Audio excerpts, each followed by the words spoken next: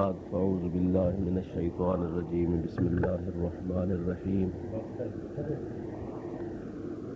اهدنا الصراط المستقيم صراط الذين أنعمت عليهم غير المغضوب عليهم ولا الضالين صدق الله مولانا العظيم وصدق رسوله النبي الكريم ونحن على ذلك من الشاهدين والشاكرين والحمد لله رب العالمين. درود شریف اللهم صل على سيدنا محمد النبي الأمي وآله وأصحابه وأزواجه وبارك وسلم عليه. मोहतरम फाज़िल नौजवानो, सब खां पहिरियां तव्हांजे आमद ते मां ख़ुशी जो इज़हार कयां थो जो तव्हां महिरबानी फ़रमाए असांजे मदरसा सिबग़तुल हुदा में तशरीफ़ फ़रमा थिया आहियो। असांजे हज़रत मौलाना अला वराए सिकंदरी साहब ऐं मौलाना क़ुरबान अली साहब जन जी इहा ख़्वाहिश हुई त असां पंहिंजे दोस्तनि खे कहिड़े तरीक़े सां मुनज़्ज़म ऐं मुहर्रक बनायूं। हीउ दौरु अहिड़ो दौरु आहे जंहिं दौर जे अंदरि तनज़ीम जी अशद ज़रूरत आहे ऐं तनज़ीमूं तॾहिं बहाल थींदियूं ऐं कामयाबु रहंदियूं जॾहिं हिक ॿिए सां राब्तो ऐं ताल्लुक़ रहंदो। केतिरा बि असीं दोस्त घणा हुजूं, किथे बि हुजूं, पर जेकॾहिं असांखे इहा बि ख़बर कान्हे त असांजो दोस्त, असांजो फ़र्द कहिड़ी जाइ ते रहे थो, तेसीं ताईं असां पंहिंजे दोस्तनि ताईं पंहिंजो आवाज़ु न पहुचाए सघंदासूं, न उन्हनि जे सुख ऐं ॾुख खां वाक़िफ़ु थी रहंदासूं। इन जे लाइ ही प्रोग्राम जेके आम तरह तनज़ीमुनि जे लाइ ज़रूरी हूंदा आहिनि, हफ़्तेवार प्रोग्राम, माहवार प्रोग्राम, सेमाही, शशमाही, सालाना, इहे सिर्फ़ु तनज़ीमुनि खे ज़िंदा रखण जे वास्ते हिकिड़ा असबाब ऐं ज़रूरतूं हूंदियूं आहिनि। सेमिनार करण जो मक़सदु बि इहो ई हूंदो आहे त उन में चंद चीदा चीदा लियाक़तुनि वारा, अहलियत वारा दोस्त गॾु कजनि ऐं उन्हनि जे आॾो पंहिंजो मख़सूस हिकिड़ो प्रोग्राम रखिजे त जीअं उहे उन प्रोग्राम खे खणी अॻिते वधनि ऐं उहो प्रोग्राम ॿियनि ताईं पहुचाइण जी कोशिशि कनि। सेमिनार जे लाइ या तरबियती प्रोग्राम जे लाइ तमामु मुख़्तसर टाइम हूंदो आहे। अॼुकल्ह नफ़्सा नफ़्सी जो आलम आहे, हिन दौर में को बि माण्हू घणो टाइम ॾेई कोन थो सघे। मुख़्तसर टाइम में मुख़्तसर इशारा ई काफ़ी हूंदा आहिनि जेके बाशूर ऐं अहल इल्म हज़रात उनखे ज़हन में रखी पोइ उनखे हिकिड़ो बुनियादु बनाए अॻिते उन जे रोशनी में कम खे वधाईंदा आहिनि। हिन सेमिनार जो मक़सदु या तरबियती प्रोग्राम जो मक़सदु अव्हां जे ज़हन में इहो न हुजणु खपे, न असांजे ई ज़हन में इहा ॻाल्हि आहे त को तव्हांखे या ॿियनि दोस्तनि खे असां ग़ैर तरबियत याफ़्ता सम्झूं था या तव्हांजे इल्म में, अव्हांजे फ़ज़ल में ऐं अव्हांजे तजुर्बनि में का कमी महसूसु करण जे लाइ असां तव्हांखे सेखारण जे लाइ घुरायो आहे, ईअं क़तई कोन्हे। तव्हांखे असां सिर्फ़ु सेखारण जे लाइ न, बल्कि तव्हां खां सिखण जे लाइ बि असां तव्हांखे तकलीफ़ ॾिनी आहे। छाजे करे त हर हिकु इंसान जो पंहिंजो पंहिंजो तजुर्बो हूंदो आहे, पंहिंजा पंहिंजा पंहिंजूं पंहिंजूं तरजीहूं हूंदियूं आहिनि। उन तजुर्बनि ऐं तरजीहुनि जे बुनियाद ते पोइ इंसानु पंहिंजा नेक मशवरा मुफ़ीद ॾींदो आहे, जंहिं ते अॻिते हली उहा इमारत ठहंदी आहे, प्रोग्राम ठहंदो आहे। अव्हां सभ खां पहिरियां त पंहिंजे ज़हन खे ख़ाली ज़हन रखी इहा ॻाल्हि सोचींदा रहो ऐं इहा ॻाल्हि तव्हांजे ज़हन में हुजणु खपे त तव्हां रुॻो सिखण कोन आया आहियो, बल्कि तव्हां सेखारण बि आया आहियो। अव्हां सभई दोस्त पाण में गॾिबो, वेहंदव, पाण में गुफ़्तगू वग़ैरह थींदी, सलाह मशवरो थींदो, के मशवरा असीं ॾींदासूं, के तव्हीं मशवरा ॾींदा। उन ते इनशा अल्लाह ताला तव्हांजो असांजो पाण में राब्तो रहंदो। इहो प्रोग्राम हितां वठी तव्हां पंहिंजे पंहिंजे माॻ ॾे, पंहिंजे पंहिंजे मंज़िलुनि ते रवाना थींदो। उते पोइ तव्हां वरी उन खे अॻिते वधाइण जी कोशिशि करे पंहिंजनि दोस्तनि ताईं, पंहिंजे मुतअल्लिक़ीन ताईं, वास्तेदारनि ताईं इहो प्रोग्राम वधाईंदो। यक़ीनन इनशा अल्लाह ताला तव्हांजी असांजी जेका गॾियल कोशिशि आहे सा अल्लाह ताला कंदो, बार आवर साबित थींदी ऐं जेको तव्हांजो असांजो दीनी मक़सदु आहे, ख़ुदा ताला असांखे उन में कामयाबी अता फ़रमाईंदो। मां मौलाना अला वराए साहब जो शुक्रगुज़ार आहियां। साईं मौलाना क़ुर्बान अली साहब खे मजबूरी जे करे अची कोन सघिया आहिनि, उहे घणो करे शाम ताईं पहुची वेंदा। उन्हनि जो को हुते मसइलो मस्जिद जे दुकाननि वग़ैरह जो थी पियो आहे। मूंसां कल्ह टेलीफोन ते ॻाल्हायो हुयऊं। हिन नशिस्त में मूंखे हुकुम मिलियो आहे त मां मुख़्तलिफ़ बद मज़हबनि जे अक़ीदनि मुतालिक़ ऐं उन मुतालिक़ अहल सुन्नत वल जमात जे अक़ीदनि जी सफ़ाई मुतालिक़ कुझु अर्ज़ु कयां। अवां सभई अहल इल्म आहियो, माशा अल्लाह आलिम आहियो। तव्हांखे ख़बर आहे त हिन मौजूदा दौर में बद मज़हबी जो रुझान तमामु घणो वधी वियो आहे। मसलन शीयत असांजे मुल्क में तमामु पुराणो हिकिड़ो अहल सुन्नत वल जमात जे मुक़ाबले में मज़हब रहियो आहे, जंहिंखे 200-300 साल थी विया आहिनि। तारीख़ जे हिसाब सां ॾिठो वञे त शियो तमामु बद मज़हबनि में पुराणे खां पुराणो मज़हब आहे। जीअं त असांजे हिन बर सग़ीर में बि हुनखे आए 200-300 साल थी विया आहिनि। उन खां बाद में पोइ जेका तमामु वेझड़े दौर में असांजे मुल्क में बद मज़हबी फैली, ॿिए नंबर ते सा वहाबियत जी फैली। उन वहाबियत जे थोरे पसे मंज़र खां मां तव्हांखे आगाह करणु चाहियां थो, जेका ॻाल्हि तव्हांजे लाइ ज़रूरी बि आहे ऐं उनखे तव्हां ज़हन में तमामु लाज़मी तरह रखिजो। उहा ॻाल्हि हीअ आहे त अॼुकल्ह असांजे ऐं तव्हांजे नज़रिए में वहाबी देवबंदी खे बि असीं वहाबी चऊं था, अहले हदीस खे बि असीं वहाबी चऊं था।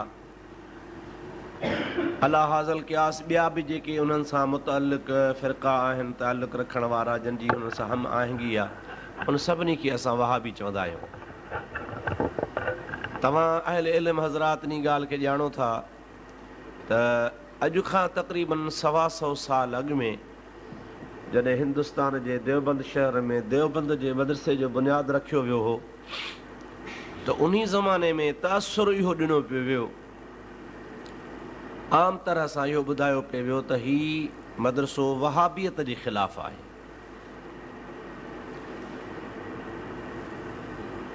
देवबंद जो मदरसो वहाबियत जे ख़िलाफ़ु आहे, छो त उन ज़माने में जॾहिं इन मदरसे जो बुनियादु रखियो पियो वियो, उन ज़माने में असांजे हिन बर सग़ीर जे अंदरि अहले हदीसनि पंहिंजा पेर आहिस्ते आहिस्ते पुख़्ता कया हुआ। हिकिड़ी तारीख़ी ॻाल्हि आहे त हिकिड़ो शख़्स दिल्ली में आयो, उन दिल्ली में अची रफ़ा यदैन शुरू कई।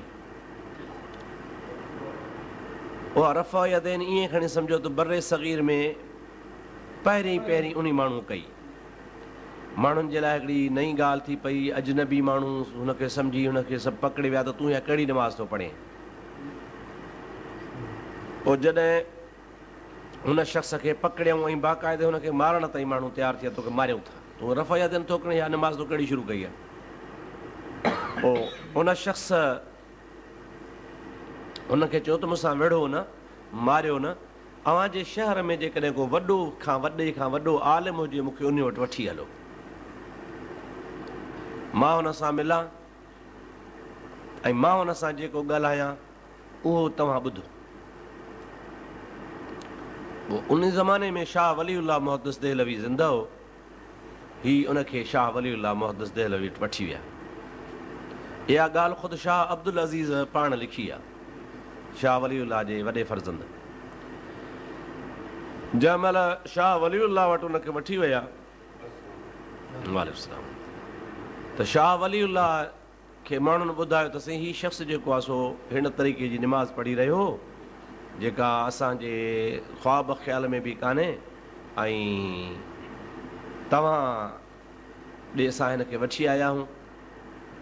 उन शख़्स खां शाह वलीउल्लाह पुछियो, बाबा तो कहिड़े तरीक़े सां निमाज़ पढ़ी?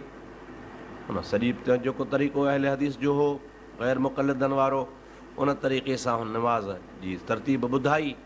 शाह वलीउल्लाह माण्हुनि ॾे वाझाए निहारे चवणु लॻा, बाबा हिन त हदीस मुताबिक़ निमाज़ पढ़ी आहे।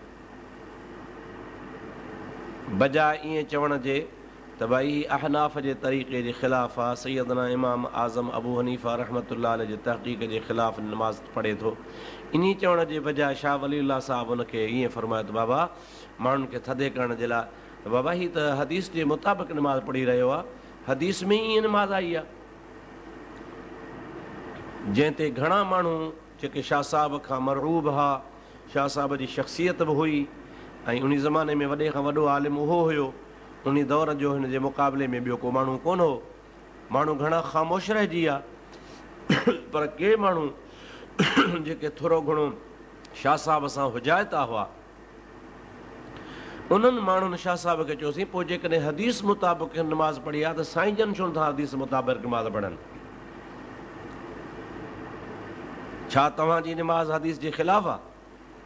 तव्हां बि त हदीस मुताबिक़ नमाज़ पढ़ो। शाह साहिब उन्हनि खे जेको जवाबु ॾिनो सो गोल मोल जवाबु ॾिनई। उन गोल मोल जवाबु ॾियण जो असुलु वजह इहो हुयो त उन ज़माने में शाह साहिब में ज़रूरत कान थी जो उते खुली अहल हदीस जी प्रचार करे। एतिरो त हनफ़ियत माण्हुनि में रासिख़ हुई जो सवाइ इमाम आज़म अबू हनीफ़ा रहमतुल्लाह अलैह जी ॿी कंहिं ॻाल्हि ॿुधण जे लाइ माण्हू तयारु न हूंदा हुआ। शाह साहिबु हिकमत अमली खां कमु वठी माण्हुनि खे ईअं टाल मटोल करे गोल मोल जवाबु ॾिनो ऐं हुनजो को सही जवाबु पाण कोन ॾिनो त मां छो नथो हदीस मुताबिक़ नमाज़ पढ़ां, कहिड़ी वजह? बहरहाल उनजो असुलु वजह इहो हुयो त शाह साहिबु पंहिंजे हिसाब सां हिकिड़ो आलिम सुठो हो। हुनजी तहक़ीक़, हुनजो फ़लसफ़ो, हुनजी हदीस दानी, हदीस ते दस्तरस्त, इन में को शक न आहे। शाह वलीउल्लाह पंहिंजी जॻह ते सुठो आलिम हो, पर इन सां गॾोगॾु हू इब्न अब्दुल वहाब नजदी सां हरमैन शरीफ़ैन में मुलाक़ात करे हुन खां मुतासिर थी आयो हो। छो त शाह वलीउल्लाह जो दौरु ऐं इब्न अब्दुल वहाब नजदी जो दौरु साॻियो आहे। इहे हम असर हा। हीअ हितां जीअं जो हिंदुस्तान में पहिरें हज ते वियो त हू इब्न अब्दुल वहाब नजदी सां हुनजी हुते मुलाक़ात थी। पोइ इब्न अब्दुल वहाब नजदी खां हू तमामु घणो मुतासिर थी आयो। उन मुतासिर थियण जे करे हिते पहुतो। ऐं इहा बि तारीख़ी हक़ीक़त आहे, जीअं अल्लामा शामी रहमतुल्लाह अलैह रद्दुल मुख़्तार में लिखियो आहे, दुर्र जे शरह में शामी जंहिंखे चइबो आहे, उन में लिखियो आहे त इहे इब्न अब्दुल वहाब नजदी वारा ऐं उन जा पोइ लॻ पाण खे हनफ़ी सॾाईंदा आहिनि, हम्बली सॾाईंदा आहिनि, हनफ़ी न हम्बली सॾाईंदा आहिनि। लेकिन हुन बुज़ुर्ग जेका ॻाल्हि कया त सॾाईंदा आहिनि पर आहिनि कोन। ज़ाहिरी तरह सां हू ईअं चवंदा आहिनि त असां मुक़लिद आहियूं, इमाम अहमद बिन हम्बल रहमतुल्लाह अलैह जा मुक़लिद आहियूं, लेकिन हू हक़ीक़त में इमाम अहमद बिन हम्बल जा मुक़लिद कोन हा। नज़रियाती तौर सां, अक़ाइद जे लिहाज़ सां हू इमाम अहमद बिन हम्बल रहमतुल्लाह अलैह जन जे नज़रिए जे बि मुख़ालिफ़ आहिनि। अमली तरह यानी नमाज़ वग़ैरह में फ़िक़ही हिसाब सां, फ़िक़ह जे लिहाज़ सां हू खणी हम्बली आहिनि ऐं उहो हम्बली तरीक़े मुताबिक़ नमाज़ पढ़णु, फ़िक़ही अमालनि ते अमल करणु हम्बली तरीक़े सां ज़रूरु कनि था, लेकिन उनजा अक़ाइद जेके आहिनि से इमाम अहमद बिन हम्बल रहमतुल्लाह अलैह जे बिल्कुलु बरख़िलाफ़ आहिनि। इब्न अब्दुल वहाब नजदी जो नज़रियो बि ईअं हुयो। इब्न अब्दुल वहाब नजदी घणो मुतासिर हो इब्न तैमिया खां। इब्न तैमिया जो शागिर्द हो इब्न क़य्यम जौज़िया। इब्न क़य्यम जौज़िया हिन जो वॾे खां वॾो शागिर्द हो। इब्न तैमिया जेको हो उहो तमामु हिकिड़ो सख़्तु अक़ीदे जो माण्हू हो। उहो बि पाण खे इब्न अब्दुल वहाब नजदी वांगुरु ई हम्बली सॾाईंदो हो। अब्दुल वहाब नजदी 12वीं सदी में थियो आहे, हू 7वीं सदी में थियो आहे। इन 7वीं सदी ऐं 12वीं सदी वारो माण्हू हुन खां सिर्फ़ु तालीम खां मुतासिर हो ऐं उन जा नज़रिया मआज़ अल्लाह तमामु गंदे खां गंदा नज़रिया हुआ। मसलन मां तव्हांजे ॾाढो हिकु ॿ हुनजे अक़ीदनि जे बारे में ॿुधायां। हाणे ताज़ो 2 साल खनि थींदा, बल्कि 3 साल थींदा, सऊदीअ मंझां मां हुनजो किताबु घुरायो आहे जेको 37 जिल्दनि में आहे, इब्न अब्दुल वहाब इब्न तैमिया जो, जंहिंजो नालो आहे फ़तावा शेखुल इस्लाम। हिन पंहिंजे दौर में मुख़्तलिफ़ क़िस्म जा जेके बि लेक्चर ॾिना आहिनि उनखे किताबी सूरत में लिखियो अथई, पंफलेट, रिसाला, फ़तवाऊं लिखियूं अथई मुख़्तलिफ़ मौज़ूअनि ते या छोटा छोटा रिसाला। उन सभिनी खे हाणे सऊदी हुकूमत वारनि गॾु करे इहा जेका मौजूदा तरतीब आहे सा इब्न तैमिया जी पंहिंजी कान्हे, इहा तरतीब हाणे हिननि ॾिनी आहे। अब्दुल्ला बिन बाज़ जेको हिन जो पेशमामा या ॿिया जेका मदीना यूनिवर्सिटी जा वाइस चांसिलर आहे उन्हनि ॾियारी आहे। बहरहाल आहिनि किताब उन्ही जा जेके उन मुख़्तलिफ़ रिसाला लिखंदो हो, फ़तवो ॾींदो हो, उनखे हाणे मजमूए तरह गॾु करे तमामु वॾो ज़ख़ीम आहे। तव्हां अंदाज़ो लॻायो 37 जिल्द जंहिंजो हुजुम हूंदो सो केॾो वॾो किताबु आहे। उहो असांजे लाइब्रेरी में हिते महफ़ूज़ मौजूदु आहे। उन में हिन जा चंद अक़ीदा जेके मां पढ़िया आहिनि पंहिंजे अखियुनि सां, आम तरह सां उलमा खां असां जेके ॿुधंदा हुआसीं सो उहे ॿुधंदा रहंदा हुआसीं। मसलन अल्लामा इब्न हजर हैतमी आहे, उन फ़तावा हदीसिया वग़ैरह में ऐं ॿियनि किताबनि में बाक़ाइदे ईअं लिखियो आहे त इब्न तैमिया अदल्लहुल्लाहु अला इल्मिन, इब्न तैमिया उहो शख़्स आहे जंहिंखे ख़ुदा ताला तमामु घणो इल्मु ॾेई गुमराह कयो, माना घणे इल्म जे बावजूदि ई माण्हू गुमराह थी वियो। ऐं पोइ उन जे अक़ीदनि खे असां सिर्फ़ु अॻे छोटनि किताबनि, मुख़्तलिफ़ उलमा मुनाज़रे जे किताबनि में, रिसालनि में पढ़ंदा हुआसीं। बराहे रास्त उन जे किताब पढ़ण जो असांखे टाइम कोन मिलियो हो। मूंखे यादि आहे 1973 में तक़रीबन, या उन खां अॻिते 1971-72 में असांजे हकीम मौलाना मोहम्मद रमज़ान अली साहिबु हिकिड़ो किताबु लिखियो हो तारीख़ वहाबिया जे नाले सां उर्दू में। मां हिते नओं छा प्रचा करे 66 में आयो हुउसि, उन खां 4-5 साल जी पोइ जी ॻाल्हि आहे। मौलाना साहिबु मूंखे फ़रमाइश कई त तव्हां महिरबानी करे हिन जो मुक़दमो लिखो। पोइ मूंखे जेको आयो उहो मुक़दमो मां तारीख़ वहाबिया जे मुंड में लिखियो, तक़रीबन 8-10 सिफ़नि ते आहे। उन में मां शुरू खां वठी करे वाक़िआ हरूरा खां वठी करे, हरूरा मदीने शरीफ़ जे ॿाहिरां हिकिड़ो इलाइक़ो आहे, बिल्कुलु मैल सवा जे मुफ़ासिले ते। उन जॻह ते हिकिड़ी ख़ारजनि यलगार कई हुई ऐं मदीने में क़त्लो गारत कई हुयूं। ऐं हीउ फ़िरक़ो, हीउ टोलो बि चूंकि ख़ारजनि सां तालुक़ु रखे थो पियो, ख़ारजियत जी इब्तिदा इन खां थी आहे, तंहिंजे करे इहे मशहूरु आहिनि हरूरी या हरूराई या वाक़े हरूरा सां मुनसलिक। त मां उतां खां वठी करे वहाबियत जी तारीख़ ते थोरो कलम खयो। पोइ मां इब्न तैमिया जे बारे में इहे ई लफ़्ज़ लिखिया हुआ, अदल्लहुल्लाहु अला इल्मिन, अल्लामा इब्न हजर हैतमी रहमतुल्लाह अलैह जे किताब तां नकुल करे। मूंखे यादि आहे पोइ जॾहिं उहो किताबु छपिजी आयो, छपजण खां पोइ हिकिड़ी कापी दरगाह शरीफ़ ते वई, उस्ताद साईं मरहूम अल्लाह साईं जन्नत नसीब फरमाइनि, साईं मौलाना मोहम्मद साहिब साईं रहमतुल्लाह अलैह पढ़ी। पोइ पढ़ण खां बाद में पोइ पाण जॾहिं मां 2 महीने या 3 महीने या कॾहिं बि बहरहाल उन किताब जे पहुचण खां पोइ दरगाह शरीफ़ ते पहुतुसि, मूंखे मिलिया ऐं पाण फरमायो त अबा इब्न तैमिया जे बारे में जेको हीउ तो लिखियो आहे अदल्लहुल्लाहु अला इल्मिन, इहो कहिड़े किताब तां ॾिसी लिखियो थी? मां साईं खे अर्ज़ु कयो, चयो भला हाणे तव्हां उस्ताद आहियो, बाद अर्ज़ु कयां थो, मां त हवालो त ॾिनो आहे फ़तावा हदीसी जो। पाण उन जो उन महिल वरी फ़तावा घुरायूं लाइब्रेरी में। पोइ हवालो त हाणे जेको मूं वटि किताबु मुंहिंजे नज़र में हुयो उन जो सिफ़ो हुन तबाह जे हिसाब सां सिफ़ो कोन पियो मिलियो। पोइ बहरहाल उहो हवालो साईं खे मां ॻोल्हे ॾिनो, काफ़ी देरि ताईं कोशिशि करे, बहरहाल छो त तव्हांखे पाण ख़बर आहे त मतबा मुख़्तलिफ़ थी वेंदो आहे त सिफ़ो तब्दील थी वेंदो आहे। पोइ इन तब्दीली जे करे पोइ मां साईं खे हवालो ॻोल्हे, साईं हवालो पढ़ी ॾाढा ख़ुशि थिया। पर साईं जेके लफ़्ज़ फ़रमायासीं मूंखे अञा ताईं यादि आहिनि। पाण फ़रमायो त इब्न तैमियो बराबरि गुमराह हो, हुन जे लाइ तव्हां जो कुझु लिखियो आहे सो तव्हां सही लिखियो आहे, ॿियनि आलमनि बि जो कुझु हुन जे लाइ फ़रमायो आहे सो सही फ़रमायो आहे।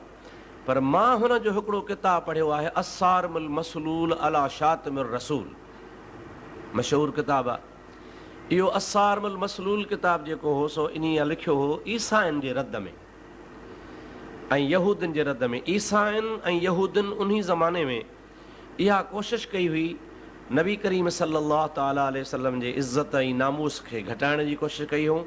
ऐं उन्हनि कोशिशि कई हुई क़ुरान पाक जूं अहिड़ियूं आयतूं वठी जिन में सियाक ऐं सबाक जो ख़्यालु न रखियऊं, अॻिते पोइते आयतुनि खे कटे कुटे उन्हनि क़ुरान करीम जे आयतुनि मां इशारतनि अहिड़ियूं ॻाल्हियूं साबित पे कयूं जंहिंमां ईसा अलैहिस्सलाम जो शान ऐं यहूदनि वटि वरी मूसा अलैहिस्सलाम जो शान माज़ अल्लाह नऊज़ुबिल्लाह असांजे रसूलुल्लाह खां मथे ॾेखारण जी कोशिशि कई हुयूं। या वरी हदीस जे रोशनी में जा कंहिं अहिड़ियूं हदीसूं, जीअं मिसाल मशहूरु हदीस पाक आहे, नबी पाक फरमायो ला तुफ़द्दिलूनी, मूंखे तव्हां फज़ीलत न ॾियारियो ॿियनि नबियनि जे मथां, ख़ुसूसन हज़रत यूनुस अलैहिस्सलाम जे बारे में पाण फरमायो अथनि।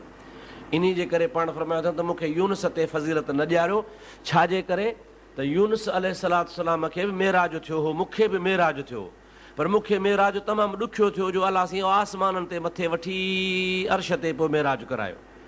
ऐं यूनुस अलैहिस्सलाम खे अलाह तबारक व तआला मेराज मच्छी जे पेट में करायो, सवलो मेराज थियो हुनखे।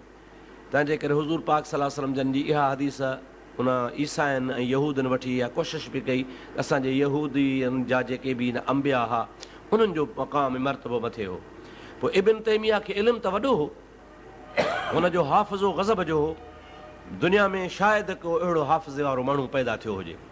पोइ उन ईसाईयत जे रद में ऐं यहूदियत जे रद में इहो किताबु लिखियो अस्सारिमुल मसलूल अला शातिमिर रसूल, माना जेको रसूलुल्लाह खे गार ॾे उन जे मथां हिकिड़ी खुली उघाड़ी तलवार जे नाले सां किताबु लिखियईं।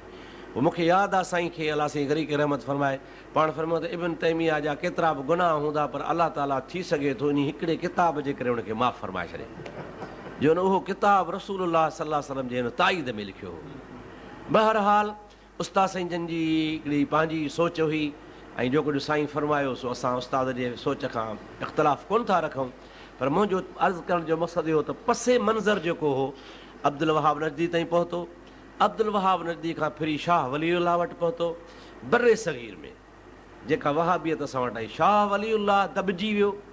उन ज़माने में अवाम में माण्हुनि में हनफियत एतिरी रासख़ हुई जो शाह वलीउल्लाह खुली तरह सां उन ॻाल्हि खे पेश न करे सघियो। शाह वलीउल्लाह जो पुटु हो जंहिंजो नालो हो शाह अब्दुल गनी, शाह अब्दुल गनी जो पुटु हो जंहिंजो नालो हो शाह इस्माइल, जेको शाह अब्दुल अज़ीज़ जो भाइटियो हो। शाह अब्दुल गनी शाह अब्दुल अज़ीज़ पाण में भाइ रहा, पर शाह वलीउल्लाह जे पुटनि में वॾे खां वॾो जेको सही माना में आलिम हो सो शाह अब्दुल अज़ीज़ हो। शाह अब्दुल क़ादिर बि हो, शाह इसहाक़ बि हो, इहे सभई आलिम हुआ, पर शाह अब्दुल अज़ीज़ जे मुक़ाबले में कोन हुआ। हदीस जी बि हुनखे ॼाण घणी हुई, फ़िक़ह जी बि हुनखे ॼाण घणी हुई ऐं अक़ीदे में तमामु रासिख़ अक़ीदा हो, हुनजे अक़ीदे में कंहिं बि क़िस्म जो ख़लल कोन हो। शाह इसहाक़ वारनि शाह अब्दुल क़ादिर वारनि जे अक़ीदे में कुझु ख़लल हो, छो त हुनजे पीउ जे अक़ीदे में जो ख़लल अची वियो त हू पंहिंजे पीउ खां मुतासिर थिया, पर पीउ चूंकि अहल हदीसनि जी पंहिंजी ताईद करे कोन सघियो, इहो वरी सवाब जो कमु शाह इस्माइल कयो। सभ खां पहिरियां उन माण्हू हिंदुस्तान में खुली हनफियत जी तरदीद करणु ऐं शाह अब्दुल अज़ीज़ जी बाक़ाइदे मुखालफ़त करणु, नमाज़ रफ़ा यदैन सां पढ़णु, आमीन बिल जहर करणु, फातिहा ख़ल्फ़ल इमाम पढ़णु, जेको अहल हदीसनि जा मशहूरु मसइला आहिनि, इन तहत मतिलबु खुली तरह ईअं कयो। पोइ अरवाहे सलासा किताब आहे जेको मौलवी अशरफ अली साहिबु थानवी जो लिखियलु आहे, उन में इहो वाक़ियो अचे थो त शाह अब्दुल अज़ीज़ पंहिंजा माण्हू मोकिले, शाह पंहिंजे कंहिं भाइटे जे मार्फत चई त बाबा तव्हां हिनखे चओ त तूं रफ़ा या देन न कर। शाह इस्माइल खे मनव कराई, शाह अब्दुल अज़ीज़ चाचे पंहिंजे भाइटे खे मनव कराई, कंहिंजे भाइटे जे मार्फत सौट ॾे हली वियो त तव्हां चाचे मूंखे मोकिलियो आहे त तूं रफ़ो या देन न कर। उहो साॻो इस्माइल साॻो इस्माइल शाह इस्माइल साॻो ई, पोइ कंहिं हुन इस्माइल शहीद चवनि था की हा। सो उन शाह इस्माइल खे जॾहिं हुनजे सौट अची चयो त बाबा मूंखे शाह अब्दुल अज़ीज़ मोकिलियो आहे ऐं तूं रफ़ा या देन न कर, त उन जवाबु ॾेई मोकिलियो त मुंहिंजे चाचे खे वञी चयो छा मां रसूलुल्लाह सल्लल्लाहु अलैहि वसल्लम जे सुन्नत खे छॾे ॾियां छा? सरकार दो आलम अलैहिस्सलाम जी सुन्नत खे ज़िंदा करिणो आहे, जेका सुन्नत मरी वञे उनखे दुबारो ज़िंदा कजे, ऐं उनखे ज़िंदा करण जो तरीक़ो इहो आहे जो मां रफ़ा यदन कई आहे।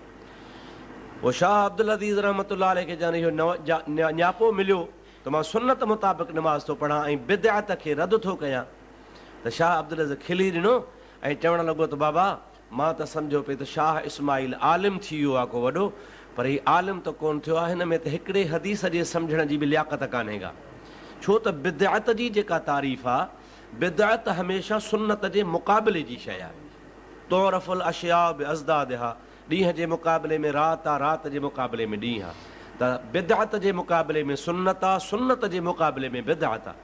हाणे शाह इस्माइल थो चवे त मां अहनाफ़ वारी निमाज़ छॾे ग़ैर मुक़लदनि वारी निमाज़ पढ़ां थो, सुन्नत खे ज़िंदा थो कयां, इन जो मतिलबु आहे त हू अहनाफ़ वारी निमाज़ खे बिदअत थो सम्झे, हालांकि बिदअत उनखे चइबो आहे जेका सुन्नत जे मुक़ाबले में हुजे, हालांकि ख़ुदि अहनाफ़ जी निमाज़ सुन्नत सां साबित आहे। इमाम आज़म रहमतुल्लाह अलैहि जी हदीस हथ दुन ते ॿधणु, फातिहा ख़ल्फ़ल इमाम न करणु, आमीन बिल जहर न करणु, इहे सभु हदीस में साबित आहिनि। इन खे हे कीअं थो चवे त मां बिदअत खे थो मिटायां, सुनत खे थो ज़िंदा कयां। मां त सम्झो पिए त बाबा थी सघे थो त हीउ वॾो आलिम थींदो, पर हाणे मूंखे पक थी त हिनखे हिकिड़े हदीस जे सम्झण जी बि लियाक़त कान्हे का, हिकिड़ी हदीस सम्झी सघे, इहो कहिड़ो आलिम हूंदो। पोइ बुज़ुर्ग चयो त मूंखे अफ़सोस इन ॻाल्हि जो आहे, शाह साहिब सां ख़ानदानी दुश्मनी बि हुई। कहिड़ी त सभिनी पुटनि में वॾो बि हो, शाह वलीउल्लाह जो गादी नशीन बि हो, ऐं उन सां गॾोगॾु रुझहान माण्हुनि जो हिन ॾे हो, मज़हबी तरह सुन्नी हो। ॿिया वरी घणा भाइर जेके हा, घणा उहे ॿिए अक़ीदे जा हुआ, हिकिड़े जे ख़िलाफ़ हुआ, नज़रियो बि जुदा हो। पोइ उन्हनि सभिनी गॾिजी कोशिशि कई त शाह वलीउल्लाह खे, शाह अब्दुल जे कहिड़े तरह सां क़तल कयूं। पोइ हीअ जेका छपकली मथे घुमंदी आहे किरड़ी, इहा हुन अलाए कहिड़े तरीक़े सां मारे हुनखे ताम में मिलाए शाह साहिब खे खारायूं। इहा अहिड़ी ज़हरीली शइ आहे जो देग में विझो 50 माण्हू खाइनि त 50 माण्हू मरी वञनि, पर उहा हिकिड़ी सॼी छिपकली कहिड़े तरीक़े सां शाह अब्दुल खे हुन खाराई पंहिंजे भाइरनि भाइटनि, सिर्फ़ु मज़हबी तआसुब जे करे। पोइ शाह साहिबु मरी त कोन वियो, पर उहो अखियुनि खां नाबीन थी वियो उन ज़हर जे असर जे करे। पोइ आख़िरी ज़िंदगी जेका शाह साहिब जी सां हुनजी नाबीन थी गुज़ारी।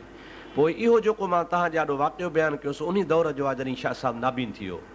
पोइ शाह साहिब जन पाण फरमाईंदा त अफ़सोस आहे मूंखे, जेकॾहिं मूंखे नज़र हुजे हा त मां इस्माइल देहलवी जी, शाह इस्माइल जी तरदीद लिखां हा, ऐं दुनिया ॾिसे हा त मां जी कीअं तरदीद थो कयां। बहरहाल मां तव्हांखे सिर्फ़ु पसे मंज़र इन जे करे ॿुधायो। हाणे मां पंहिंजे असुलु मौज़ू ते फिरी थो अचां। पोइ इन ज़माने में शाह इस्माइल जॾहिं इहा पंहिंजे हिंदुस्तान में तहरीक हलाई त जीअं मां अहल हदीसनि खे वधायां, पोइ कुदरत ख़ुदा जी उहा वधी न सघी। उनजो सबबु इहो थियो जो अंग्रेज़नि उन ज़माने में शाह इस्माइल खे ऐं शाह अहमद बरेलवी खे, जेको सैयद अहमद बरेलवी जंहिंखे चवंदा आहिनि, इन्हनि ॿिन्ही खे ख़रीद करे कोशिशि इहा कराई त मुस्लमाननि में हाणे आहिस्ता आहिस्ता हिकिड़ो जज़्बो पैदा थियो आहे त अंग्रेज़ खे हिन मुल्क मां कढियो वञे। होॾां वरी पंजाब मंझां मशरिक़ मग़रिबी पंजाब मां जंहिंखे लाहौर चइजे थो, इन इलाइक़े खां सियालकोट ही जेको असांजो इलाइक़ो आहे, हिते वरी सिखनि जी हुकूमत हुई, राजा रंजीत सिंह उतो हाकिम हो। उन वरी ओॾो कोशिशि पई कई त अंग्रेज़नि खे असां दिल्ली खां हिन इलाइक़े खां भॼायूं। ख़ुदि हिंदुस्तान में दिल्लीअ मां तहरीक उथी त जीअं असां अंग्रेज़नि खे हितां कढूं, ऐं होॾो सिखनि जो बि चवणो हो त जीअं परदेसी माण्हू आहिनि, असां हिंदुस्तानी, पोइ हिंदू या आहे मुस्लमान हुजूं चाहे सिख हुजूं, पर हिंदुस्तानी आहियूं, गॾिजी मुल्क में गॾु हुकूमत कयूं। होॾो हुननि वरी इहा कोशिशि करे ऐं अंग्रेज़ खे तंग करण जी कोशिशि कई। हीअ वरी जेको इलाइक़ो गढ़ी यासीन वारो आहे, शिकारपुर वारो इलाइक़ो आहे, दरिया जे परे भर वारो पासो आहे, इहो सिंध जो इलाइक़ो, इहो उन ज़माने में वरी दुर्रानियुनि जे हवाले हो। दुर्रानी माना अहमद शाह अब्दाली, नादर शाह वारनि जो पोइ ख़ानदान जेको हो। इते वरी पठाणनि जी हुकूमत हुई, उहे अञा ताईं पठाण उन्हनि ॻोठनि में आबाद आहिनि। कोट सुल्तान में पठाण वेठा आहिनि, शिकारपुर में पठाण वेठा आहिनि, मदईजी में पठाण वेठा आहिनि। उहे पठाण असुल में हाकिम आहे। मलफूज़ा शरी में बि तव्हां शायदि नज़र मां गुज़रियो हुजे त पीर साईं रोज़दणी रहमतुल्लाह अलैह जन, पीर साईं रोज़े वारा जॾहिं पार वेंदा हुआ, उते वञी पार वञी दरिया जे हुन भर माण्हुनि खे बैतूं कंदा हुआ, ज़िक्र ॾींदा हुआ, सिलसिले क़ादरी माण्हू दाख़िल थींदा हुआ, त उते जेकॾहिं मुलनि ऐं मौलवियुनि ऐं उते जे रस्मी पीरनि, उते जेको मदईजी जो पठाण हाकिम हो, उन पठाण हाकिम वटि दरख़्वास्त कयूं त हिकिड़ो पीर अचे थो दरिया जे हुन भर खां, हिते जी फितनो थो विझे। पोइ हू पठाण हो, सरकश माण्हू हो, उन पंहिंजे बाक़ाइदे पुलिस जा माण्हू मोकिले पीर साईं खे घुराए वरितो। पोइ पाण उते पुलिस सां विया, उते जो पहुता त चयूं त बाबा ठीकु आहे, तव्हां पंहिंजे हाकिम ॾे हलो, हीअ साम्हूं मस्जिद पई ॾेखारिजे, मां इन मस्जिद में निमाज़ पढ़ां, नफ़िल पढ़ी अलाह जे दर जी हाज़िरी भरे पोइ तव्हांजे बादशाह वटि अचां थो। मलफूज़ात में ईंदो आहे, पोइ पीर साईं रोज़दणी बादशाह रहमतुल्लाह अलैह खे हुननि छॾे ॾिनो, तव्हां भला नफ़िल पढ़ो, निकिरो त पोइ तव्हांखे असां हाकिम ॾे वठी था हलूं। पीर साईं जो अंदरि नफ़िल पढ़ण विया, दुआ घुरी बसि कयूं त उते हिकिड़ो कुंड में नाबीन वेठो हुजे, उन मस्जिद में नाबीन वेठो हुजे। उनखे का ख़बर कान हुजे त केरु आयो आहे, केरु न आयो आहे, केरु नफ़िल पढ़े थो, केरु नथो पढ़े, पर नाबीन ॾाढे ॾाढे दुआ वेठो घुरे, ऐं इलाहुल आलमीन मां नाबीन आहियां, हली घुमी फिरी कोन थो सघां, दरिया जे परी भर वञी कोन थो सघां, मूंखे ॿुधण में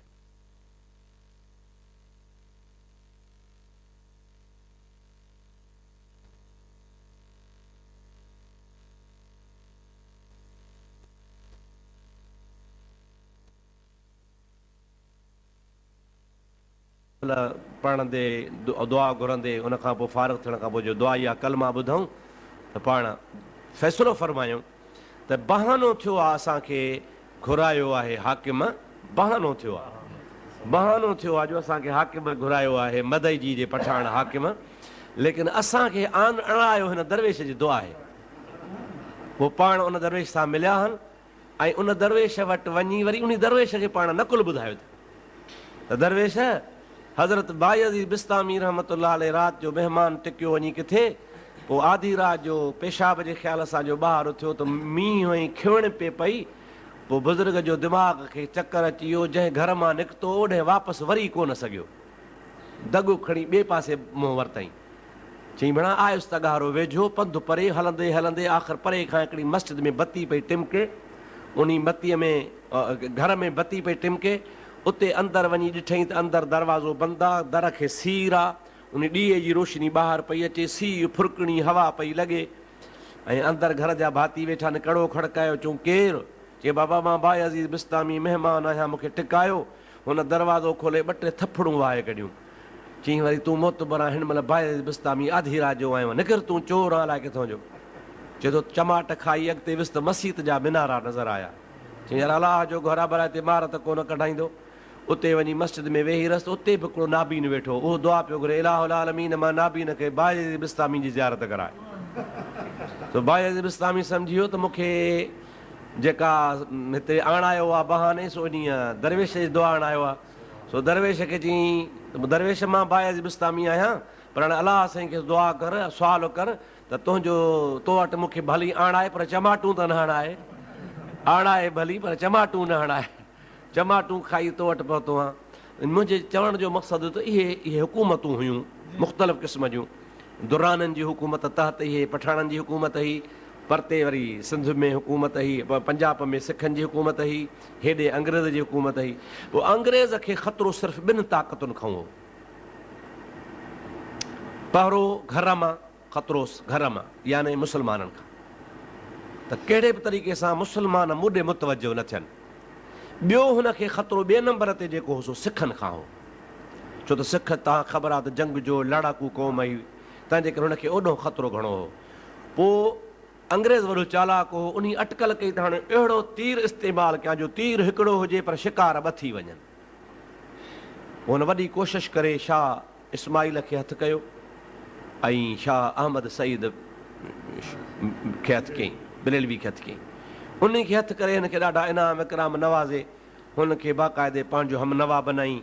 उनखे चई त तव्हां मुस्लमान आहियो, हितां जे मुस्लमाननि जो जेको जज़्बो ख़्यालु जिहाद वारो आहे उहो असांजे बजाए तव्हां असां ॾे जो माण्हुनि जो ख़्यालु थी वियो जिहाद लाइ त अंग्रेज़नि सां जिहाद कयो, अंग्रेज़नि ॾे जिहाद जो रुख़ फेराए। तव्हां मौलवी माण्हू आहियो, पीर माण्हू आहियो, हिकिड़ो मौलवी हथु कयईं, हिकिड़ो पीर हथु कयईं, हे ॿई ताक़त वारियूं शयूं हिन मुआशिरे में, मौलवी बि ताक़त वारो त पीर बि ताक़त वारो, मौलवी मसइला ॿुधाए, पीर रुहानी ॻाल्हियूं ॿुधाए, ॿई हुनखे हथु अची विया। हाणे तव्हां माण्हुनि जो रुझान जेको आहे सो असां ॾांहुं जिहाद जो तब्दील कयो, अंग्रेज़नि ॾे मुस्लमाननि जो जिहाद जो ख़्यालु न थिए। तव्हां इन मुस्लमाननि जो जिहाद जो ख़्यालु सिखनि ॾे करायो त बाबा सिख हरामी आहिनि, सिख ज़ुल्म था कनि, सिख घोड़ा था मस्जिदनि में ॿधनि, सिख क़ुर जी बेहरमती था कनि, हलो त सिखनि सां विढ़ूं। पोइ नतीजो इहो निकिरंदो त हिकु त मुस्लमान जेके असां सां विढ़नि हा उन खां बची पवंदासीं, अंग्रेज़नि चयो। ॿियो वरी जेको सिख असां ॾे थो अचे सो सिख मुस्लमान सां लड़ी पवंदो। हिंदू हमेशह चवंदो आहे त नांग मारायो त मुस्लमान खां मारायो, छो जे नांग मो त बि दुश्मन बि हो, भला जे नांग हिंदू मुस्लमान खे खाई विधो त बि दुश्मन बि हो। ॿई पासा अंग्रेज़ बि इहो इस्तेमालु कयो त जेकॾहिं मुस्लमान विढ़िया वञी सिखनि सां, सिखनि खे मारे विधो त बि मुंहिंजा दुश्मन मरी पवंदा, पर भला जे मुस्लमाननि खे सिखनि मारे विधो त बि असांजो दुश्मन कमज़ोर थी पवंदो। पोइ शाह इस्माइल ऐं जेके हू हुआ सो हुन जे चकर सियासी चकर में अची विया ऐं इहे हितां लश्कर वठी हितां उमरकोट खां आया आहिनि। हुनजो पंधु जेको थियो आहे सो उमरकोट खां दाख़िल अची थिया आहिनि। उमरकोट जे भर में शाहनि जो ॻोठु आहे, खारोड़ो हुनखे सरबो आहे, हाणे बि आहे जिते अली मर्दा शाह वारा वेठा आहिनि। इन खारोड़े में ई आयो आहे, उते सैयदनि जो जेको वॾो उन ज़माने में सैयद हो उन खे मानी खाराई आहे। शाह इस्माइल बि सैयद पियो सॾाए, सैयद हो ऐं हो बि पियो सैयद पाण खे सॾाए। तव्हांजे करे ॿिन्ही खे सैयद सम्झी हुनजी ख़िदमत कयूं, खाधा पीता खाराए रहायूं, वरी नेक सूरतूं वॾियूं ॾाढियूं, मौलाना इल्म जी ॻाल्हि, दीन जी ॻाल्हि, उहे फिरंदे गिरंदे पोइ वरी आया आहिनि हिते हैदराबाद जे मीरनि वटि। मीरनि हिननि खे जासूस सम्झो त शायदि तव्हां जासूस थी अंग्रेज़नि जा थी, छो त उन ज़माने में दिल्ली ते हुकूमत अंग्रेज़ जी, पर हैदराबाद में मीरनि जी हुकूमत हुई। त मीरनि इहो सम्झो त शायदि हे अंग्रेज़नि जा जासूस थी हिते आया आहिनि। पोइ मीरनि बि हिन खे मानी बानी खाराए हितां डोड़ाए कढियो, तव्हां हितां वञो। पोइ पीर साईं तजर धणी रहमतुल्लाह अलैह उन ज़माने में मुरीदनि जी दावत ते राणीपुर जे भल में मुल्क़े जो ॻोठु आहे जेको अञा ताईं बि आहे, मुल्को वाहण सरबो आहे, जिते वंडेर वेठा आहिनि। तव्हांखे ख़बर हूंदी पंहिंजो मौली सिकंदरी मौली ओबायो ऐं मौली साहब अब्दुल वहाब सिकंदरी उते रहंदा इन ॻोठ में। इहे असुल पीर साईं रोज़े वारे जे ज़माने खां मुरीद आहिनि, इहे पुराणे खां पुराणा माण्हू आहिनि। इहो ॻोठ बि तमामु क़दीम आहे। पीर साईं तजर धणी रहमतुल्लाह अलैह जन इन जॻह ते महिमान तरसल हा। हीउ सैयद अहमद जो काफ़िलो हितां वेंदे वेंदे ख़बर पियसि पीर साहिब हिते रहे थो। पोइ उन्हनि जी मुलाक़ात हिते राणीपुर में थी आहे, जंहिंखे मुलाक़ात खे पोइ डॉक्टर बलोच ऐं असांजे ॿियनि दोस्तनि ग़लति नमूने सां फेराए घेराए चए पीर ॻोठ में मुलाक़ात थी आहे। हालांकि तव्हां सभिनी खे ख़बर आहे त पीर ॻोठ उन ज़माने में हुयो ई कोन। उन ज़माने में पीर ॻोठ जो वजूद बि कोन हो। पीर ॻोठ जेको हाणे मौजूदु आहे इन जो बुनियादु रखण वारो पीर साईं मंगुले धणी आहे। मंगुले धणी खां अॻु में पीर ॻोठ हुयो ई कोन को, पर लिखंदा त न त पोइ पीर साईं पागारे सां पीर ॻोठ में मुलाक़ात थी। हालांकि उन ज़माने में पीर साईं तजर वारो रहंदो हो रहीम ॾिने कलोड़े में, या पुराणी दरगाह जे नाले सां मशहूरु हो या रहीम ॾिने कलोड़े नाले सां मशहूरु हो। पीर ॻोठ जे नाले सां हुयो ई कोन हो। पीर ॻोठ जो नालो ई ख़ुदि ॿुधाए थो त इहो जली हथरादू शाख़सानो ठहियलु आहे। बहरहाल हिते पीर साईं वटि जो दावत ते अची आया, मुलाक़ात थिया। तव्हां अॼुकल्ह ॾिठो आहे त पीर साईं बादशाह मौजूदु आहे, सफ़र में हूंदो आहे, महिमान ईंदा आहिनि त दावती हुनखे मानियूं खाराईंदा आहिनि, ख़िदमतूं कंदा आहिनि। पीर साईं जा महिमान सम्झी हुनखे अजरकूं बि ओढाईंदा आहिनि, बाबा पीर साईं जा महिमान आहिनि। हाणे हे जो मौलवी हिते आया मुल्क़े में, पीर साईं सां मुलाक़ात कयूं, पीर साईं मानियूं खारायूं, हुनखे रहायो, कचहरी बचहरी कई। अदा जॾहिं रवाना थिया त पीर साईं खे अजरकूं बि ॾिनियूं, कंहिंखे खथा ॾिना, कंहिंखे रिलियूं ॾिनियूं। पीर साईं को पंहिंजो अख़लाक जो मुज़ाहिरो कयो। पोइ इहे रवाना थी हितां हलिया विया शिकारपुर खां टपी। पोइ शिकारपुर खां थी पोइ हितां मुल्तान जो इलाइक़ो पर पासो वठंदा दरिया दरे गाज़ी खान खां वञी पुल टपी पोइ हलिया विया बालाकोट में। पोइ तव्हां सभिनी आलमनि खे ख़बर आहे, पर मां इशारो करे छॾियां त पहिरीं पहिरीं जेका हुननि जी जंग लॻी आहे सा यागिस्तान जो इलाइक़ो आहे। उन में यागिस्तान में लड़ाई लॻी आहे ऐं उहा यागिस्तान जो इलाइक़ो यार मोहम्मद ख़ान जे हथ में हो। हाणे मां सम्झी सघो था त यार मोहम्मद सिख हो या मुस्लमान हो? मुस्लमान हो। पहिरीं पहिरीं लड़ाई जेका सैयद अहमद ऐं मौलवी इस्माइल साहिबनी कई सा यागिस्तान जे हाकिम सां वञी कई। उन जी वजह इहा हुई त जॾहिं ही जो उते पहुता त उहे पठान ग़लति आहे। पीर साईं ॾिना ई कोन, पीर साईं अजरक ॾिना, रुॻो हिनखे तोहफ़ा ॾिना, बाक़ी माण्हू हिकिड़ो पीर साईं कोन ॾिनो। तव्हां ॾिसो न 65 जी लड़ाई या 70 जी लड़ाई, उन में पीर साईं बादशाह जन जेके हुर ॾिना, तक़रीबन मुंहिंजे ख़्याल में त हर हुर जो नालो तारीख़ में आहे। भला जे हर हुर जो न आहे त दस्ते लीटर जो कंपनी कमांडर जो नालो आहे। पीर साईं बादशाह 500 माण्हू ॾिना, भला 500 मथां 5 माण्हुनि जा नाला त ॿुधाए न, त उन 500 माण्हुनि जा लीडर कहिड़ा? आख़िर 500 माण्हू बि कंहिं कमान में ॾिना हूंदो, मुंहिंजा हुर आहिनि, हिन 500 हुरनि जो ही फलाणो लीडर आहे। उन लीडर जो नालो तारीख़ में कोन्हे, कहिड़ी ज़ात जा हा, खोसा हा, अंबार हा, शर हा, मंगरिया हा, कहिड़ी क़ौम जा हा। 500 माण्हू आख़िर कंहिं त क़बीले जा हूंदा, का ख़बर ई कान्हे का असांजे दरगाह जे मलफूज़ातनि में आहे न मकतूबातनि में आहे, दरगाह शरीफ़ जे मखतूतात में कोन्हे को। बहरहाल इहो हुन बाद में अफ़सानो ठाहियो आहे। न पाण माण्हू ई ख़ुदि हुन सां टोटल जेके तादाद जेको लिखियो आहे ख़ुदि पाण हेतिरा माण्हू मूंसां गॾु हा, हेतिरा माण्हू मूंसां गॾु हा। अर्सुल मंज़िल ते जॾहिं पहुता आहिनि त उहे बि 250-300 माण्हू था थियनि। जेके दिल्ली खां वठी हलियो आहे वेंदे यागिस्तान ताईं कुल 250 माण्हू, त उहो 500 माण्हू पीर साईं वारा काॾे आहे। हिकिड़ो लतीफ़ो तव्हांखे ॿुधायां, हिकिड़ो हूंदो हो मुड़ुसु, घर में जेका बि शइ आणींदो हो, माई हूंदी हुई का सुचर सभु खाई वेंदी हुई। मिठाई आणे त खाई वञे, गोश्त आणे त खाई वञे, जेका शइ खीरु आणे त खाई वञे। मुड़ुसु अची तंग थियो, हिकिड़े हाणे किलो गोश्त जो वठी आयो, ज़ाल खे चई पचाए त खाईंदासीं। हीउ को दुकान ते वियो कमकार करे मोटी आयो, ज़ाल खे चई त ॾे ख़बर गोश्त, चई ॿिली खाई वई। ॿिली खाई, माईअ छा कयो पाण भुञी सॼो खाई छॾी। ॿिली खाई वई, चई हा, हो ॾाढो अटकली हो। यकदमि खणी ताराज़ी खईं, ताराज़ी खणी सेर रखियईं किलो, माना हिकिड़े पासे ताराज़ी में ॿिए पासे खणी ॿिली रखियईं, त ॿिली थी सेर। चई गोश्त काॾे? जे भला गोश्त हिते ॿिली में आहे त पोइ ॿिली काॾे वई? किलो आंदो हूं मूं गोश्त जो, हो हाणे किलो त ॿिली आहे। पोइ माना जे किलो आहे गोश्त त पाण ॿिली काॾे वई, जे भला ॿिली आहे त पोइ गोश्त काॾे वई। सो 250 माण्हू त वठी हलियो दिल्ली खां, जेके 250 माण्हू पहुता वञी यागिस्तान ताईं। हाणे बाक़ी 500 होर काॾे हो ॿिली वारी कार थी, हाणे काॾे खाॼी आहे ख़बर ई कान थी पए। पोइ बहरहाल उते वञण सां यागिस्तान में उते सभु हनफ़ी मज़हब जा, पठान तक़रीबन टोटल हनफ़ी मज़हब जा। अॼु बि उन इलाइक़े में मां सम्झां थो त कंहिं ॿिए इमाम जी ॻाल्हि ॿुधण लाइ तयारु कोन, बसि हनफ़ी जी ॻाल्हि ॿुधण लाइ तयारु आहिनि। सो उते हुन हनफ़ी आहे। हीअ जीअं जो उते विया त वञण सां हुननि दिलि में सोचियो त हीअ माण्हू असांजी इज़त कनि था, दीनदार बि आहिनि, निमाज़ी बि आहिनि। हाणे हिननि खे का तरग़ीब ॾियूं ऐं इन्हनि खे अॻिते वठी हलूं, लड़ाई बड़ाई कयूं, पर अॻु में हिननि खे असां ग़ैर मुक़लद बनायूं। पोइ पठाणनि जूं ॾाढियूं दावतूं बि कयूं, मानियूं बि खारायूं। पोइ जंहिं वक़्तु हिननि खे ग़ैर मुक़लद हुजण जी दावत ॾिनऊं त पठाण बिगड़ी पिया, चयो त न असां त हनफ़ी आहियूं, तव्हां चवणु कोन वठंदासीं। पोइ हिननि चयो त न तव्हां पोइ मुशरिक हो, तव्हां काफ़िर हो। पोइ काफ़िरनि चयो भई असां छो काफ़िर आहियूं। हे पंहिंजे ज़ाम में अची विया, कुझु माण्हू पठाणनि जा हिन जे हथ में आहे, कुझु 250-300 माण्हुनि जा पंहिंजा। पोइ आख़िर लड़ाई लॻी। पोइ लड़ाई जे दौरान में बाक़ाइदे कंहिंसां हुन जा माण्हू तमामु घणा मारियूं। यागिस्तान जे हक़ में यागिस्तान वारे हाकिम खे यारमंद ख़ान खे मारियूं, ॿिया माण्हुनि जा मारियूं। हे जो माण्हू मरी पिया त माण्हू कुझु थोरो मरऊब थी पिया, कुझु माण्हुनि जे चंबे में अची विया। पोइ हिन उथण सां उन इलाइक़े में बाक़ाइदगी सां उते पंहिंजी हिकिड़ी रियासत क़ाइमु कई। रियासत क़ाइमु करे बाक़ाइदे को ठपो ठाराई। उन ते बाक़ाइदे अमीर उल मोमिन सैयद अहमद पंहिंजो ठपो लिखंदो ऐं माण्हुनि ते अहकामात जारी कंदो। उन खां बाद में पोइ कुझु ॾिहाड़ो त इनखे पठाणनि बर्दाश्त कयो, पर हिननि वरी ॿी हिकिड़ी हरकत शुरू कई जो हुननि जूं मायूं ज़ोरी खणी पंहिंजे मुजाहिदनि खे परिणाइण लॻा। बाबा तव्हां जूं मायूं जेके बानियूं था असां कयूं।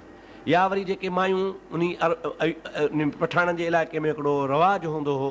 कहिड़ो रवाजु हूंदो हो त हिकिड़ो दफ़ो जेका माई मुड़ुसु कंदी हुई ऐं मुड़ुसु हुनजो मरी वेंदो हो त उहो ॿीहर शादी कान कंदी हुई। बसि मां हिकिड़ो दफ़ो मुड़ुसु कयो शरा मुहम्मदी मुताबिक़, हाणे ॿियो नथी कयां। अक़द सानी खे, निकाह सानी खे उहो रस्मी तरह ऐब सम्झंदा हुआ। हिननि वरी छा कयो जो अहिड़ियूं औरतूं हथु करे ज़ोरी पंहिंजे जरनेलनि खे परिणाइण लॻा। उते पठाण बिगड़ी पिया, भई असांजे हिकु त मज़हब में मुदाख़लत कई आहे तव्हां, ॿियो तव्हां असांजे ग़ैरतुनि में हथु विधो आहे। पोइ अची जो पठाण बिगड़िया त हणी सैयद अहमद खे बि क़तलु करे छॾियऊं, त मौलवी इस्माइल खे बि मारे छॾियऊं। पोइ हिन जा के माण्हू भॻा, के परेशान थिया। रंजीत संघ सां, हिंदुनि सां या सिखनि सां लड़ाई लॻी कान, उहा इते जो इते मामिलो ख़तमु थी वियो। हाणे इहो मामिलो जेको हुयो, ड्रामो जेको शुरू थियो, उन ड्रामे जो ड्राफ्ट सीन त हिते वञी थियो ख़ैर जो सरहद में।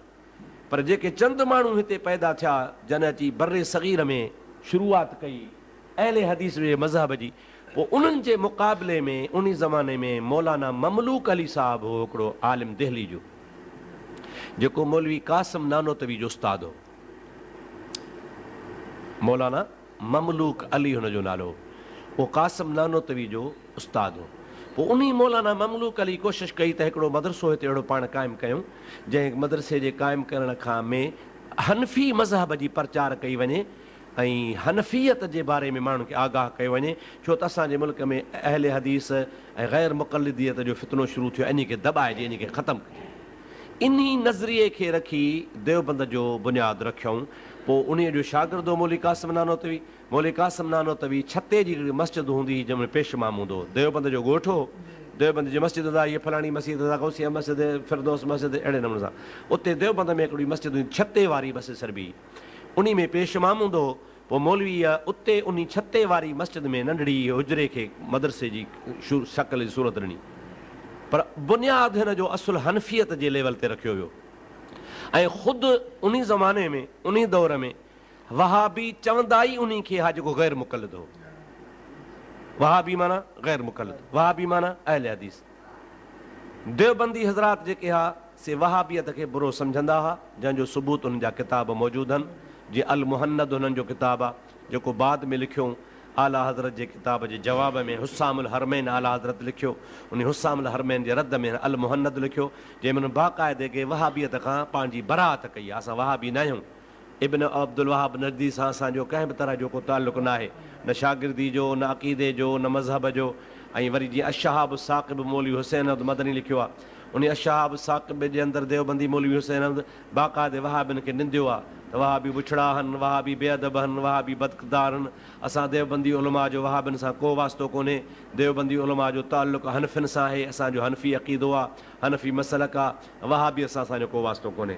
पोइ इब्तिदा में तव्हांजे इल्म में इहा ॻाल्हि हुजणु खपे त जॾहिं इहा मदरसे तरक़ी कई, अहनाफ़ जे नाले सां तरक़ी कई, हनफ़ियत जे नाले सां, पोइ वधंदो वियो। हुन में 100 शागिर्द थिया, 200 शागिर्द थिया, 300 शागिर्द थिया।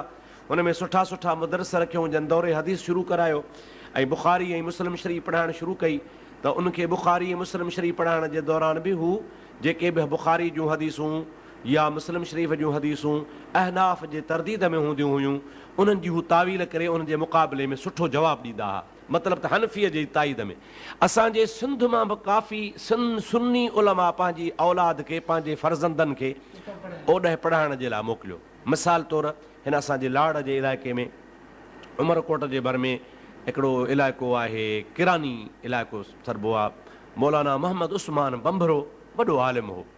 जीअं असांजे उत्तर में हज़रत मौलाना मशहूरी साहिबु रहमतुल्लाह अलैह वॾा आलिम हुआ, या हिन पासे हज़रत पीर इब्राहिम जान सरहंदी अॼुकल्ह वॾो आलिम आहे। इन टॉप जो आलिम हो मौलाना मोहम्मद उस्मान, हुनजो नालो हो। ज़ात जो बंभरो हो। हुनजो पुराणो मदरसो हो, को सालनि खां हलंदो हो। काफ़ी इन इलाइक़े में विलहेट जो इलाइक़ो आहे, विलहेट वारा मदरसे वारा उन जा शागिर्द हुआ, किरानी वारा उन जा शागिर्द हुआ। ॿिया मौली पली हुआ, आलमपली जे ॻोठ वारा, इहे आलमपली वारा, उते मदरसो वॾो, उहे बि उन जा शागिर्द हुआ। ऐं रिसालो उन ज़माने में निकिरंदो हो, किरानी जे अॼुकल्ह पंहिंजो अर्राशिद या अल हुदा निकिरे थो, उन ज़माने किरानी रिसालो निकिरंदो हो। उन किराने जूं कापियूं मूं वटि हिते पयूं आहिनि। बाक़ाइदे हिकिड़ो उन में वहाबियत नंबर लिखियल आहे, पूरी वहाबियत जी हुन हिस्ट्री लिखी आहे। एॾी हुन सख़्तु हुनजी तरदीद कई आहे वहाबियत जी, मां सम्झां थो त अहिड़ी कंहिं बि कान कई आहे। मां इरादो कयो आहे हाणे त उन किताब खे मां दुबारो मदरसे सिबग़तुल हुदा जे तरफ़ां छपरायां थो, छो त हुन में ॾाढी मुफ़ीद मालूमात आहे, उन मौली साहिब जे तरफ़ां लिखियलु आहे। सो बहरहाल उन ज़माने में माना जॾहिं इहा अहनाफ़ जी ऐं हनफ़ियत जी ॻाल्हि थी न, त हनफ़ियत जी प्रचार कनि था त मौलाना मोहम्मद उस्मान किरानी पंहिंजे पुट खे मौलाना मोहम्मद सईद खे ओॾे मोकिलियो, बाबा तूं देवबंद मां पढ़ी आ वञी। याने असांजे क़दीमी सुन्नी उलमा जे ज़हन में इहा ॻाल्हि वेठल ई त सुन्नी हनफ़ी आहिनि। जीअं असां सुन्नी हनफ़ी आहियूं, तीअं इहे बि सुन्नी हनफ़ी आहिनि। हनफ़ियत जी प्रचार कनि था, माना वहाबियत जो रद्द कनि था, छो त बसि शियो हो या वहाबी हो, ॿियो त फ़िरको ई कोन हो। पोइ हिननि असांजे सिंध जे उलमा बि काफ़ी उलमा उन्हनि जो तावन कयो, हितां चंदा बि उनखे मिलंदा हुआ, हितां जा उलमा वफ़द करे बाक़ाइदे जेको 12 महीने सालानो जलसो कंदा हुआ देवबंद में दस्तार फ़ज़ीलत जो। उन दस्तार फ़ज़ीलत जे जलसे में सिंध जा काफ़ी असांजा मशाइख़ उलमा में शरीक थींदा हुआ, बाक़ाइदे वेंदा हुआ। इन बुनियाद ते त इहो हनफ़ियुनि जो मदरसो आहे। पोइ इन मदरसे ते अॻिते हलण खां पोइ शबख़ून लॻो। शबख़ून छाजो लॻो? इहो ई शबख़ून लॻो त वरी साॻो जंहिं वहाबियत जे मुक़ाबले में इहो मदरसो पैदा थियो, उन में वहाबियत घुसी वई। उन वहाबियत खे सभ खां पहिरियों घुसण वारो इन में हो महमूदुल हसन देवबंदी। महमूदुल हसन देवबंदीअ इन में मतिलबु त वहाबियत खे खुलम खुला आंदो। महमूदुल हसन हिन जो शागिर्द हो, पहरो ई फाज़िल हो। इहो वरी सियासी माण्हू हो, तहरीकुनि में वियो। पोइ कॾहिं तहरीक रेशमी रुमाल हलाई, कॾहिं अफ़गानिस्तान हले वियो, कॾहिं मके वञी रहियो।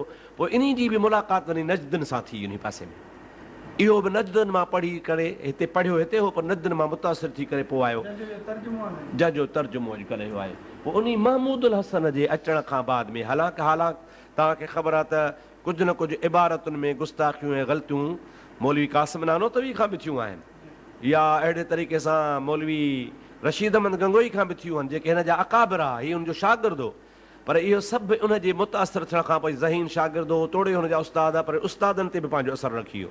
पोइ उस्ताद बि हिनजे ज़हन में अची विया, शागिर्द बि ज़हन में अची विया। कुझु अरसे खां बाद में उहो मदरसो जेको वहाबियत जे तरदीद ऐं रद जे लाइ क़ाइमु कयो वियो हो, उहो मदरसो अॻिते हली वहाबियत जो गढ़ थियो वञे। पोइ असांजे मुल्क में हाणे वहाबी ॿिनि क़िस्मनि जा थी पिया, हिकिड़ा वहाबी ग़ैर मुक़ल्लिद, हिकिड़ा वहाबी मुक़ल्लिद। उन जे लाइ ख़ुदि पाण फतावा रशीदिया में मौलवी रशीद अहमद गंगोही लिखियो आहे त असांजो वहाबियनि जो अमाल में इख़्तिलाफ़ आहे, अक़ाइद में को इख़्तिलाफ़ कोन्हे। हुन पाण इन ॻाल्हि जो इक़रार कयो आहे त असांजो अमलनि में माना अमली तरह हू हथ हिते ॿधनि था, असां अमली तरह हिते ॿधूं था। अमली तरह हू आमीन बिलजार चवनि था, असां आमीन बिलजार कोन था चऊं।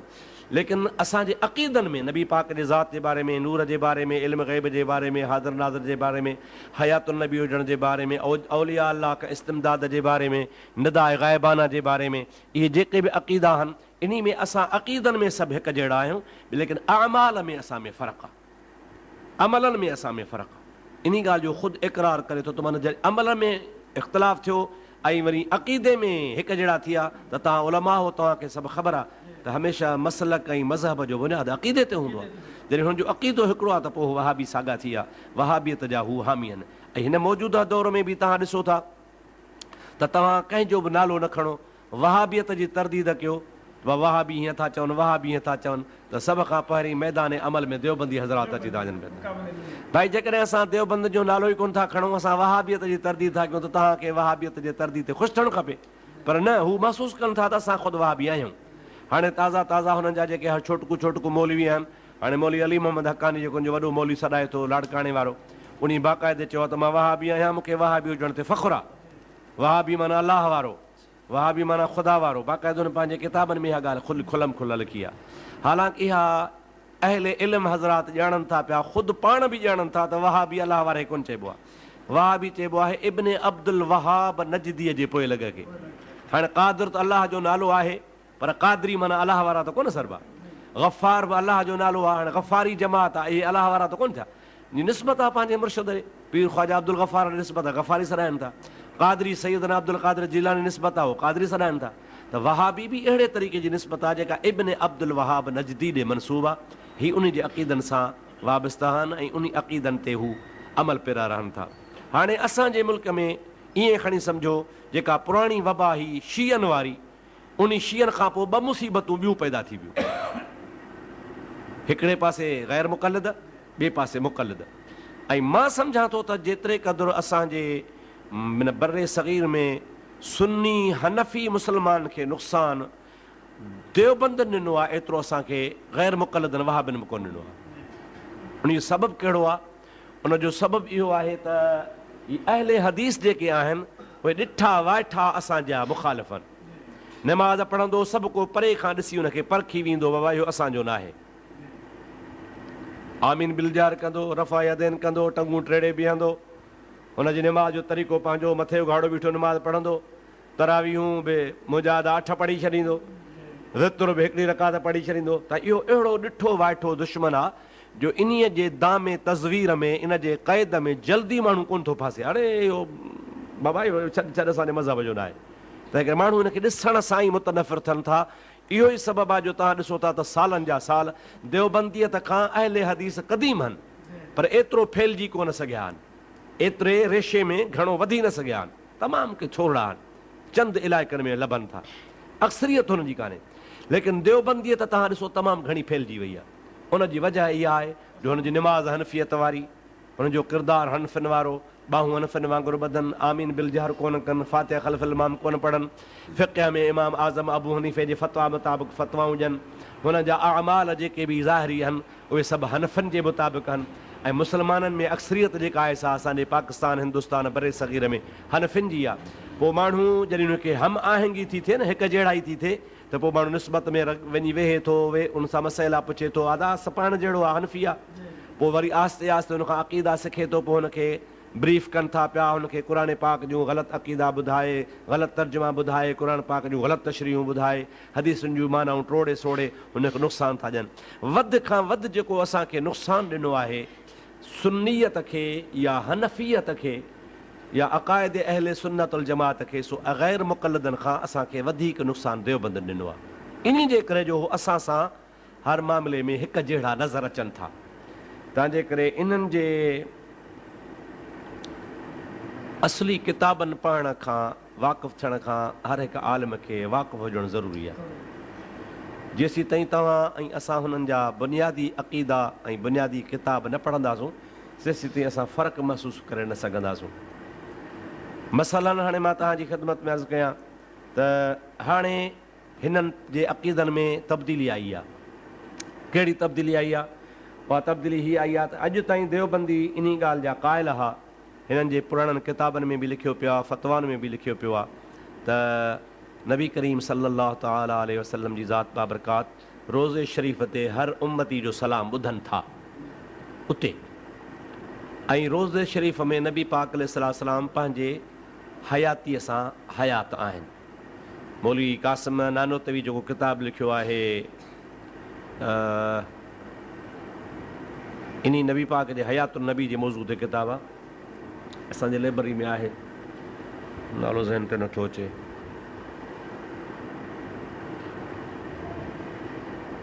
ख़ैर नालो अची वेंदो तव्हांखे ॿुधायां थो। उन में बाक़ाइदो हुन रसूलुल्लाह सल्लल्लाहु अलैहि वसल्लम जे हयातीअ ते वॾो बहस कयो आहे त नबी करीम सल्लल्लाहु अलैहि वसल्लम जन हयातुन नबी आहिनि पंहिंजे रोज़े शरीफ़ में। उन खां बाद में ॿिया हिन जा मौलवी जीअं अहमद अली लाहौरी हो, इन्हीअ जो हिकिड़ो रिसालो लिखियलु आहे नबी पाक अलैहिस्सलाम जे हयातुन नबी जे मौज़ू ते। पर इन्हनि में हिकिड़ो गिरोह हो जेको वाह भचरा वारे मौलवी जा शागिर्द हुआ, मौलवी हुसैन अली, जंहिंजो शागिर्द मशहूरु हो मौलवी ग़ुलाम ख़ान पिंडी वारो। मौलवी ग़ुलाम ख़ान उनजो शागिर्द हो। उन्हीअ जो अक़ीदो हो नऊज़ बिल्लाह माज़ अल्लाह अस्तग़फिरुल्लाह ताला नक़ल कुफ़र कुफ़र बाशत रसूलुल्लाह क़ब्र में बि जहिड़ो कोन्हे को। हुनजो अक़ीदो त क़ब्र में गुज़ारे वियो आहे। पोइ उन नतीजे में बाक़ाइदे उन ज़माने जे देवबंदी उलमावनि वॾनि वॾनि आलमनि उन्हनि जे ख़िलाफ़ फ़तवा ॾिनी हुई। नंढड़ो हिकिड़ो रिसालो आहे कारी तैयब जो देवबंद जो जेको शेखुल हदीस थी रहियो आहे, उन बुन जे ख़िलाफ़ फ़तवा ॾिनी आहे ऐं हुन बाक़ाइदे तरदीद कई आहे त हे वाह भचरा वारा उन पंहिंजे इलाइक़े में मशहूरु आहिनि पंज पीरी। इहे पंज पीरी असां देवबंदनि में न आहिनि शामिल, इहे असांजे मज़हब जा न आहिनि, भली देवबंदी सॾा आहिनि पर असांजा न आहिनि। त हाणे इहे उन ज़माने में सिर्फ़ु ग़ुलाम ख़ान वारनि जो हिकिड़ो तबिक़ो हो जेके चवंदा हुआ त नबी पाक अलैहिस्सलाम जन माज़ अल्लाह क़ब्र में गुज़ारे वियो आहे, जहिड़ो न आहे। बाक़ी ॿिया देवबंदी जेके हुआ, ठेड़ी वारा हुआ, अमरोट वारा हुआ, हालेजी वारा हुआ सिंध में, अहिड़े तरीक़े सां या हिन सजावल वारा मौलवी हुआ या ख़ुदि देवबंद वारा हुआ, इन सभिनी जो नज़रियो इहो हो त नबी करीम सल्लल्लाहु अलैहि वसल्लम जन पंहिंजे क़ब्र में हयात आहिनि। लेकिन हाणे हिननि में ताज़ी तब्दीली अची वई आहे। हिननि जी अक्सरियत इहा थी चवे, हिननि जा जेके मौलवी आहिनि, हिन जो मशहूरु मौलवी तव्हां आहिनि त जाहिल, पर हाणे हिननि जा त मौलवी आहिनि, इहो ख़ालिद सुमरो, हमीद लुंड ऐं ॿिया खुलम खुला चवनि था बाबा क़ुर पाक में इनक मय्यतुन व इन्नहुम मय्यतून, ऐं नबी तूं बि मरी वियो आहे, हू बि मरी विया आहिनि। हालांकि क़ुर पाक जे इन आयत जी जेका तशरीह आहे सा तव्हां उलमा खे ख़बर आहे, मुतक़दमीन मुफ़सरीन जेका लिखी आहे उन सूरत में तव्हां ॼाणो था पिया। इब्न माजा शरीफ़ में नबी पाक अलैहिस्सलाम जी हदीस पाक बीठी आहे, नबीउल्लाह हय्युन व युरज़क़ु, अल्लाह जो नबी जेरो हूंदो आहे ऐं पंहिंजे क़ब्र जे अंदरि हुनखे अलाह ताला रिज़्क़ रोज़ी ॾींदो आहे। जॾहिं त क़ुर पाक साफ़ बीठो फरमाए वला तक़ूलू लिमन युक़्तल फ़ी सबीलिल्लाह अमवात बल अहयाउन वलाकिन ला तशऊरून, तव्हां अंबिया शहीदनि खे मुअल न चओ, वला तहसबन्नल्लज़ीन क़ुतिलू फ़ी सबीलिल्लाह अमवात बल अहयाउन इंद रब्बिहिम युरज़क़ून फ़रिहीन बिमा आताहुमुल्लाह मिन फ़ज़लिही। अल्लाह सी फरमायो हुनखे तव्हां मुर्दो भायो बि न। त हाणे जॾहिं शहीद जंहिंजो दर्जो नबी खां अदना आहे ऐं नबी जो दर्जो शहीद खां आला आहे, हिकिड़ो अदना जेको आहे उहो क़ुर जे नस क़तई सां जहिड़ो आहे, शहीद जहिड़ो आहे। ऐं शहीद चइबो ई उनखे आहे जेको नबी जे दीन ख़ातिर सिर वढाए, नबी जे दीन ते सिर वढाए उहो जहिड़ो, ऐं ख़ुदि नबी पाण दीन वारो उहो मरी वियो। इहा ॻाल्हि ठहे कान थी। अंबिया अलैहिस्सलाम जे हयाती जो मसइलो मुत्तफ़क़ुन अलैहि आहे। त हाणे देवबंदुनि में इहा तब्दीली आई आहे जो हिननि जी अक्सरियत जेका मौजूदु आहे, ख़ासि तौर जो जेको वाइज़ी तबिक़ो आहे, अब्दुल्ला शाह थियो या मेखो साहिबु थियो या अब्दुल हमीद लुंड थियो या हिननि जो हिकिड़ो हेॾो जो आहे ईसा सम्मो आहे उहो आहे, या से ख़ालिद महमूदनि जो सुमरो आहे, इहे सभई खुलम खुला हाणे नऊज़ बिल्लाह मिन ज़ालिक नबी करीम अलैहिस्सलाम जे हयातुन नबी हुजण जो इनकार था कनि पिया। नबी हयात न आहे।